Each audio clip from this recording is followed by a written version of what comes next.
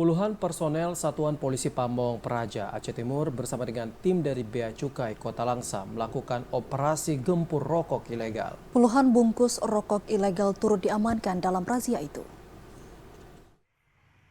Kepala Satpol PP dan WH Kabupaten Aceh Timur, Teguh Amran mengatakan operasi gempur rokok ilegal dilakukan di sejumlah wilayah di Aceh Timur. Adapun titik operasi saat ini dilakukan di Kecamatan Perelak. Razia ini dilakukan dengan cara inspeksi mendadak atau sidak di sejumlah toko dan warung yang menjual rokok. Giat razia rokok tanpa pita cukai alias ilegal dilakukan bersama tim gabungan dari Bea Cukai. Kepala Bea Cukai Kota Langsa, Sulaiman mengatakan, kegiatan gempur rokok ilegal nantinya juga akan dilakukan di pusat kota lainnya yang ada di Aceh Timur. Barang bukti yang didata dan diamankan ini selanjutnya dilaporkan ke Bea Cukai. Sementara untuk pedagang diberikan pembinaan dengan membuat surat pernyataan agar tidak mengulangi lagi perbuatannya yakni menjual rokok ilegal.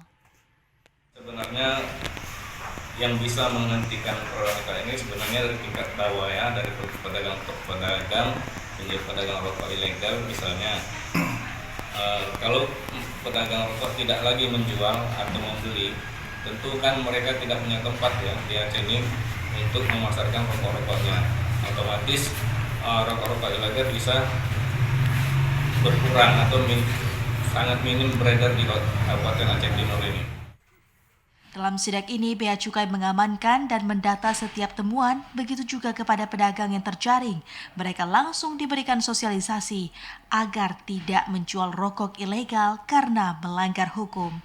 Dari Aceh Timur, Said Maulana, TVRI melaporkan.